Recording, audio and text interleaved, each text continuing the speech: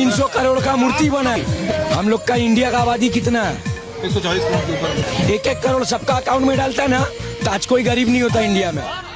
भाई इसका मैथ तो समझ में नहीं आया, पर इसका कैलकुलेशन अगर सही होता तो क्या अनलिमिटेड कैश बांटने से गरीबी मिट जाती? सुनने में ये आइडिया तो बहुत सही लगता है, पर प्रैक्टिकली अगर इसको ग्राउंड लेवल पे करे तो ये पूरा इकोनॉमी हिला सकता है। ये तरीका एक देश पहले ही ट्राई कर चुका है। वहाँ के लोगों को एक ब्रेड खरीदने के लिए लगभग एक ट्रॉली भर के कैश लेके जाना पड़ता था। साल 2003 जिम्बाब्वे की सरकार ने सोचा कि अनलिमिटेड कैश छापो और देश की गरीबी को पूरा मिटा दो। उन्होंने इतने पैसे छापे कि करेंसी की वैल्यू ऑलमोस्ट जीरो हो चुकी थी। हालत इतनी खराब हो गई थी कि एक ब्रेड ले जाने के लिए लोगों को ट्रॉली भर के पैसे लेके आने पड़ते थे। यहाँ तक कि 100 ट्रिलियन का भी नोट छापा गया, पर उससे भी कुछ खास नहीं हो पाया। सोचो अगर हर एक के पास 10 लाख रुपए हो तो 10 लाख रुपए की क्या ही वैल्यू रह जाएगी। कंपनी प्राइस बढ़ा देगी, रेंट बढ़ जाएगा, सब कुछ ऑलमोस्ट महंगा हो जाएगा। इससे ये समझ में आता है कि गरीबी खत्म करने का तरीका ये नहीं कि अनलिमिटेड पैसा छाप, बल्कि जॉब्स क्रिएट करना, स्किल्स बढ़ाना और प्रोडक्शन बढ़ाना। इससे गरीबी खत्म होती है, क्योंकि असली वैल्यू पैसों में नहीं, असली वैल्यू गुड्स और सर्विस में होता है। सरकार चाहे तो अनलिमिटेड पैसे छाप सकती है, लेकिन अमीरी सिर्फ मेहनत और प्रोडक्शन से आती है, ना कि प्रिंटिंग मशीन से। इसलिए एक बात को समझ लो, फ्री कैश बांटने से गरीबी कभी नहीं मिटेगी।